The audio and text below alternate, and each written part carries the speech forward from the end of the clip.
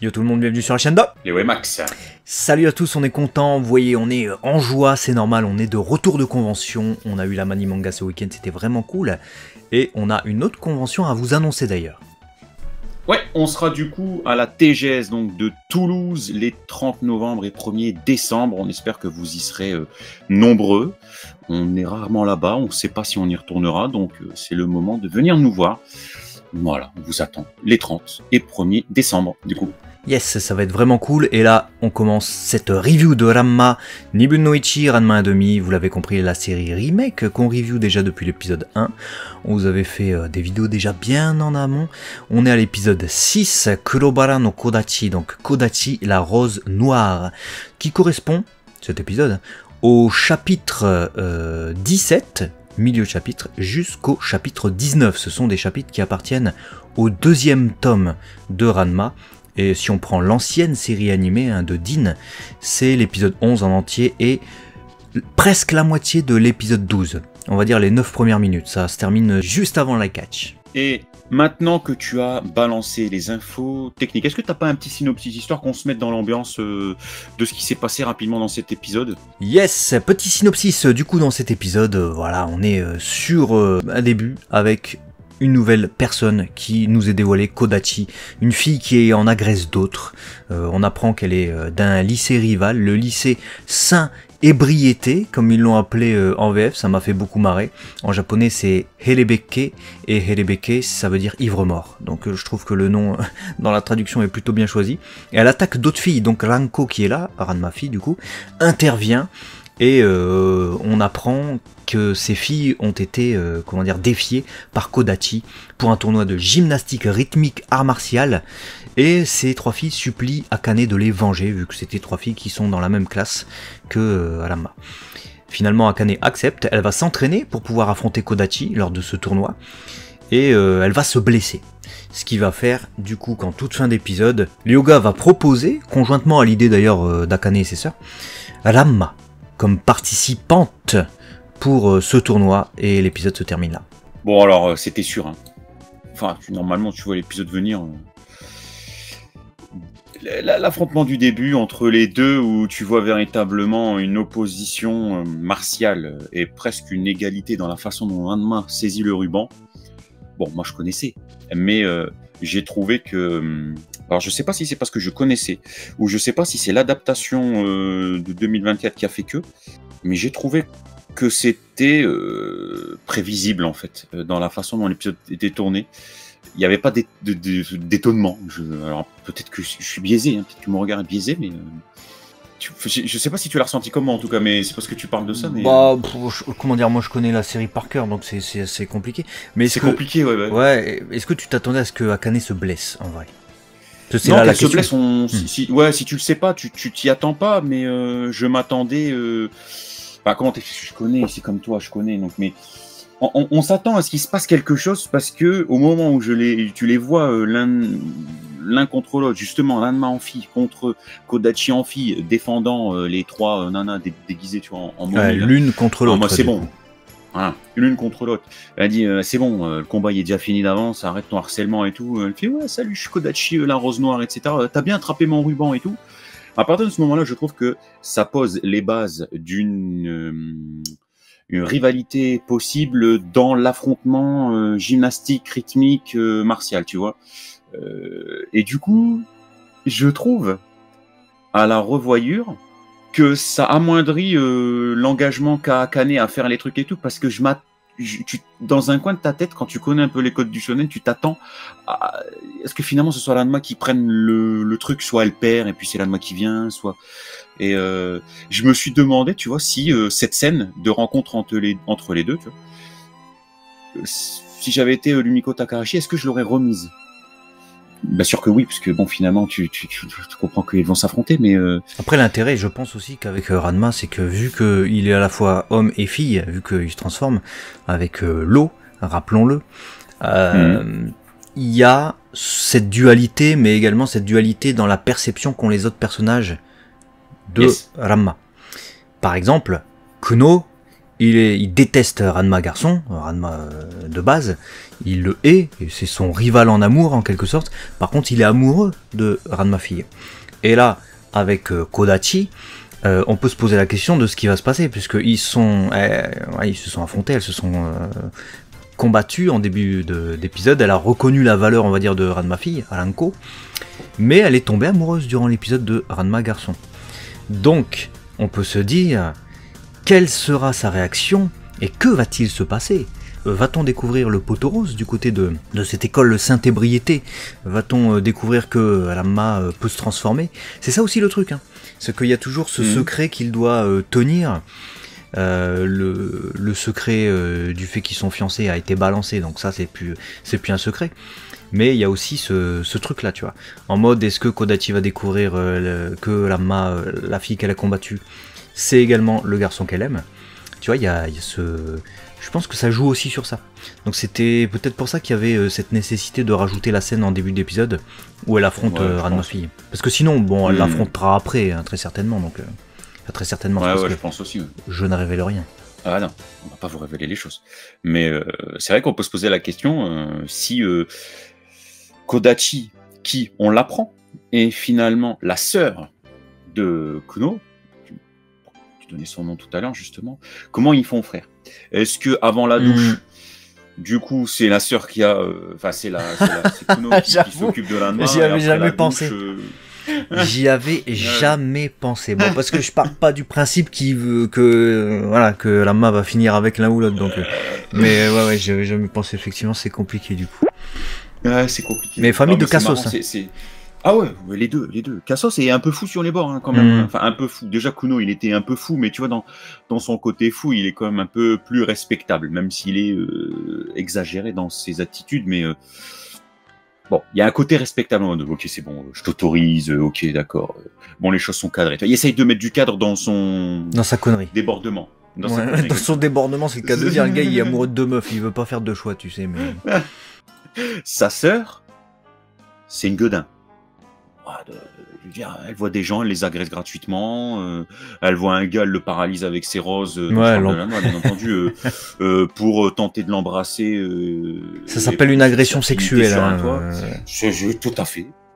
Donc un peu gueudin, hein, on va pas se mentir. Un peu beaucoup. Peu beaucoup. Harcèlement scolaire qui s'ensuit. T'as vu, c'est Kodachi. T'as vu comment Rumiko Takahashi tourne en dérision ses personnages? C'est-à-dire, c'est que des cassos, ils font des trucs de fous sans s'en rendre compte. Enfin, sans s'en rendre compte, ouais, je pense qu'ils s'en rendent pas compte de ce qu'ils font. Mais à chaque fois, évidemment, ils sont pris au piège et ils perdent. Parce que le truc aussi où Ranma avait sa bouilloire pour poursuivre Pichan, n'empêche, elle tombe amoureuse, effectivement, du gars qui lui a mis un coup de bouilloire dans la tête. Hein. Je sais pas si on se rend bien compte. Il lui a mis un petit coup de bouilloire, le bruit, ch'poing. Là, tu te dis, elle est mal Kodachi et tout, elle se relève et tout, il joue le super-héros. Et elle, voilà, elle tombe amoureuse de son agresseur. Il y a que des trucs comme ça, mais ils sont tous punis, tu vois. Comme tu disais, à chaque fois qu'il y a une déviance comportementale, on peut appeler ça comme ça, ils sont toujours punis et rattrapés. Donc, c'est important. C'est ça que j'aime bien avec Ranma, et c'est pour ça que je trouve que Ranma 1/2, qui déjà dans les années 80-90 était vecteur de messages, et comme beaucoup d'œuvres de ces années-là, eh ben je trouve que c'est toujours d'actu aujourd'hui, parce qu'on ose ce qu'on n'ose plus aujourd'hui. Clairement, aujourd'hui, tout est édulcoré, aseptisé, on n'ose pas, oulala. Mais justement, ça ose montrer les choses, et ça punit les mauvais comportements. Donc, jeune génération comme grande, peu importe, qui regarde Ranma, apprend, la génération apprend. Ah ouais, ça se fait pas, ça c'est un peu abusé, etc. machin. Et moi j'aime beaucoup retrouver des valeurs comme ça, des messages derrière une sans pour autant une histoire. Que ce soit édulcoré, que ce soit censuré, qu'on soit dans le c'est quoi le terme, qu'on soit dans le puritanisme, tu sais, exactement, venu de ci et de là, où on peut plus rien montrer, non, là on te reprend une œuvre qui date des années 80, le manga en l'occurrence, et c'est la plus fidèle adaptation, hein. Elle est beaucoup plus fidèle que l'adaptation début 90, et pourtant je vais vous parler justement des changements. Alors d'abord, avant d'embrayer sur ça, on a quand même le nom de Ryoga sous sa forme cochon qui nous est dévoilé dans cet épisode, c'est Pichan. Alors j'ai vu dans les sous-titres, ils ont mis Pichun. Ouais, bon. Alors Chan, en fait, c'est un suffixe en japonais, c'est un suffixe affectif qu'on donne à tout ce qui est mignon. Hein, donc les filles, ça peut être aussi utilisé parfois pour les enfants. C'est aussi utilisé pour quelqu'un avec qui tu es tendre ou avec qui tu veux te montrer affectueux. Chan. Et pi, pi comme pig, en fait, porc. Ça marche aussi en français. Ils ont choisi Pichun. Bon, il n'y a plus la référence avec le pi de porc du coup, mais... Pourquoi pas, ça ressemble à Pichan en prononciation. Mais du coup, c'est le nom de notre Ryoga cochon. Je vais vous parler des changements par rapport à la série de 92, parce qu'en fait, il n'y a pas de changement par rapport au manga. Dans la première série, Lanko n'est pas en tenue chinoise, et les filles du début d'épisode ne sont pas momifiées, hein. Elles ont juste des pansements. Tandis que là, on est plus fidèle au manga, on a vraiment, comme dans le manga, la tenue chinoise et les momies, les seins de momies. Voilà. Ranko est limite en tenue de vendeuse de glace d'ailleurs, hein, dans l'ancienne version. Et petit changement aussi, on voyait l'école Saint Hebeleke dans l'ancienne version animée de Dean, et également l'entraînement de Kodachi et de ses partenaires. Aussi, lors de la tentative d'agression ou de baiser de Kodachi, on la voit s'interrompre et remettre son maquillage, disant que pour son premier baiser, il faut qu'elle soit nickel, etc. Et on a une musique de Cassos sur ce passage, c'est plutôt bien senti, et c'est interrompu évidemment par l'arrivée d'Akane. Mais la scène a été rallongée pour renforcer le gag dans l'ancienne série animée, ce qui n'est pas le cas sur cette version qui est beaucoup plus proche du manga. Et évidemment, comme beaucoup sur cette série d'ailleurs, et c'est un truc que je regrette un peu, c'est qu'on voit quasiment pas Soun et Gemma, qui sont limite inutiles en fait dans cette nouvelle série, mais dans le manga c'est ça aussi, hein. Alors que l'ancienne série animée donnait davantage de rôle à Soun et au panda. Donc les scènes du panda ont été coupées dans cette version animée, ce qui est assez regrettable. Je te propose de parler de la bande son, parce qu'il y a des trucs à dire. Et notamment déjà le changement de seiyuu. On n'a plus Saeko Shimazu, hein, sur le rôle de notre cher Kodachi. C'était la voix de Yuri dans Dirty Pair, ou encore de Shinobu Miyake dans le Seiyatsura. Mais c'est une grande seiyuu qu'on a sur le rôle, puisque c'est Ayane Sakura, qu'on a vu justement récemment, nous, puisqu'elle fait Ayla dans Dan. C'est évidemment la seiyuu d'Ochako dans My Hero Academia. Seiyuu qui prend cette fois une voix plus proche de celle de Fiona qu'elle a dans Spy Family. Qu'est-ce que tu as pensé de son jeu sur cette série? Moi j'ai beaucoup aimé, parce que elle a cette intonation que j'attendais qu'elle ait, justement. Ce côté un peu, tu sais... noble, riche. Ouais, riche, qui prend de haut les autres. Prend de haut, hautaine, voilà, c'est ce qu'il fallait absolument que je ressente dans cette version.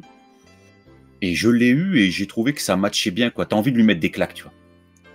Et Comment il dit ça, t'as envie de lui mettre des claques? Non, mais c'est vrai, on frappe pas les filles. Effectivement, t'as une nana. Non, mais on la frappe pas. Mais quand j'ai envie de lui mettre des claques, c'est que t'as des nanas qui sont, voilà, elles sont normales. On vient les agresser, on les défie pour faire un truc gymnastique. Elle arrive, elle veut les taper dans la rue avec ses foulards. Elle prend les gens de haut, elle les traite. Elle vient chez toi, elle fout un bazar phénoménal. Elle casse toute ta chambre et tout. Bon, ça mérite un peu plus d'éducation, quoi. Tu vois, ça a été un petit peu trop permissif à mon goût. Ah, voilà. Ils ont des soucis d'éducation dans cette famille, hein, je crois. Ouais, voilà. Donc c'est ça, quand je dis ça mérite des claques, c'est pas la violence du geste, c'est vraiment en mode, ouah, faudrait serrer un peu plus le poing et cadrer un peu le truc, quoi. Et je voulais ressentir ça. Le côté un peu insupportable, même dans sa façon de parler, à prendre les gens d'eau en disant, ah, mais elle, tu vois, ce truc-là. Et je l'ai ressenti. Donc elle s'est bien accaparé le rôle et... moi j'ai bien aimé. Toi, t'en as pensé quoi? Bah j'ai beaucoup aimé. Et puis on l'a pas beaucoup sur cette tonalité là, Ayane Sakura. Ayla, elle est plutôt proche d'Ochako sur la voix. Alors pas du tout sur l'attitude et la façon de parler évidemment. Mais là on est tout à fait sur autre chose. Même sur Gabi dans Shingeki no Kyojin, on n'est pas du tout sur ça. Là on est vraiment plus proche de Fiona en mode vraiment je parle sur un ton noble, etc. Mais avec ce côté déluré que doit avoir le personnage dans l'anma. Donc elle a vraiment bien accaparé, elle sait accaparer le rôle de Kodachi, je trouve. Et puis bah vu qu'on est dans la bande son, on va parler des musiques aussi. J'en ai peu de notables sur cet épisode, encore une fois, beaucoup de musique d'ascenseur. Mais il y a eu quelques efforts, notamment vers la fin, un thème qui semble être un thème fait pour Kodachi, au moment où elle débarque au lycée Furinkan et qu'elle annonce que Ranma sera l'objet du défi et ensuite qu'elle s'en va. On a une petite musique un peu, tu vois, qui semble thématique. Et j'ai apprécié parce que c'était le cas aussi sur la série animée de l'époque où on avait un thème pour Kodachi au moment où elle débarque dans la chambre d'Akane et qu'elle s'en va avec les pétales de rose. On avait un thème un peu comme ça, presque nébuleux, envoûtant, j'ai envie de dire. Et bon, c'est pas le même thème du tout, hein, mais on retrouve ça.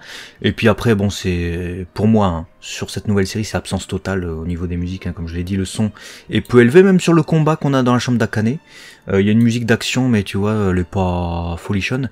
Tandis qu'à l'époque, on avait une musique de Cassos sur ce passage. Ce qui collait bien vu qu'elle détruise tout, tu vois, dans la chambre, et après elle se retrouve totalement ravagée et Akane finit comme ça, mais comment je vais ranger tout ça, moi, tu vois, tout a été saccagé, donc c'était bien choisi, je trouve. Ouais, moi j'ai véritablement pour le coup rien à noter sur les musiques parce que j'ai aucune musique qui m'a marqué, même la musique thématique que tu as soulignée, elle m'a pas attrapé. J'ai trouvé que, tu vois, c'était bien, mais j'ai été focus sur l'histoire, sur l'image, les ambiances, cette alternance, nuit, jour. Mais alors la musique. C'est les visiteurs. Nuit, jour. Oh là là. Ouais, c'est ça. Jour, nuit. Mais non, mais alors les musiques, ouais, non, véritablement, autant l'épisode dernier, j'en avais un peu plus plein la bouche, là. Là, t'en as plein le cul. Anecdotique. Ouais, non, mais elles sont anecdotiques, les musiques dans cette série. Moi, c'est surtout un prétexte pour vous parler des anciennes musiques, en fait, hein, cette section. Ouais, bah oui, c'est triste. Moi, bah, c'est triste. Qu'on retrouve des musiques, mais ouais, voilà. non, mais quand même, faut noter les trucs qui sont bien, et c'est vrai que ils ont l'air d'avoir fait une musique thématique pour Kodachi. Je sais pas, hein. On verra, peut-être que je me trompe et qu'elle sera utilisée pour d'autres trucs aussi. Et sinon, oui, même pas sur le début d'épisode, tu sais, quand elle défie les 3 momies. Il n'y a même pas une musique de tension, tandis que dans la série de Dean, de l'époque, il y avait vraiment une musique de tension à ce moment-là, quoi. C'est un peu dommage. Non, les musiques, on reste sur notre avis. J'ai bien aimé l'épisode. Je suis content de retrouver un nouveau personnage, oui, pour cette nouvelle série animée. L'histoire avance, on a de nouvelles péripéties, de nouveaux chapitres. C'est un peu un découpage en chapitres à la Dr. Slump, hein, finalement. J'ai tout aimé, même les changements dans l'opening où ils ont, vous l'avez peut-être remarqué, également fait l'effort de changer la coupe de cheveux d'Akane. Tous les petits détails, même l'introduction, tu sais, avec ces marionnettes en papier, mais qui racontent, qui font pour la narration, hein, où on raconte un peu l'histoire, le début, l'introduction. C'est plutôt bien fait, théâtre de marionnettes, vous savez, on fait une intro différente pour chaque épisode. J'aime beaucoup. Mais c'est vrai que le point noir reste toujours ces musiques assez insignifiantes pour cette série animée. Eh ben écoute, on se rejoint. Voilà, ce sera le même constat pour moi. J'ai beaucoup aimé cet épisode. J'ai trouvé qu'il était bien rythmé parce qu'il aurait pu être, tu sais, un peu plus lent si on s'était un peu trop arrêté sur des entraînements qui auraient fait 2/3 de l'épisode. J'ai trouvé qu'ils avaient bien rythmé. Comme tu as dit, c'est très scéné, en mode des scènes. Hein. Clac, clac, clac, clac. Mais justement, ça a dynamisé tout cet épisode et ça nous a mis très rapidement dedans. Et finalement, tu vois, en 20 minutes, on est passé on connaît un personnage, on a le défi de ce personnage, on a Akane qui s'est investi, Akane qui malheureusement ne peut plus s'investir, on a eu les enjeux avec Ryoga, on a eu le temps d'introduire plein de trucs avec Ryoga, on a eu les relationnels avec son frère, on sait maintenant qui ils sont, le relationnel avec Ranma, donc je parle de Kodachi. Tu vois, en 20 minutes, on a eu tout ça. Et on a même eu un cochon qui a grossi, parce que si vous regardez Ryoga dans le dernier épisode, enfin Pichan, et Pichan dans cet épisode-là, il a doublé de volume, le cochon. Alors je sais pas ce qui s'est passé, peut-être que les gâteaux avec lesquels il revient là sur le dos, peut-être qu'il s'est goinfré avec, parce que je ne saurais pas expliquer ça, à part une erreur d'animation évidemment. Bon, dites-nous ce que vous avez pensé de cet épisode, cochon, parce qu'effectivement, ouais, le cochon, il a l'air d'avoir bien mangé. Mais Pichan, je l'aime bien, il me fait toujours derrière sa tête. Oui. En cochon. Ah ouais, je kiffe. Voilà. Bah écoutez, vous savez ce qu'il vous reste à faire, les amis. Dites-nous dans les commentaires ce que vous avez pensé de ce 6e épisode de l'Anma. On a hâte de vous en parler la semaine prochaine avec le 7e. Et puis, restez connectés car sur la chaîne de Léo et Max, il y a beaucoup de choses qui arrivent. Yes, à très vite en tout cas, ça nous a fait plaisir. À la prochaine.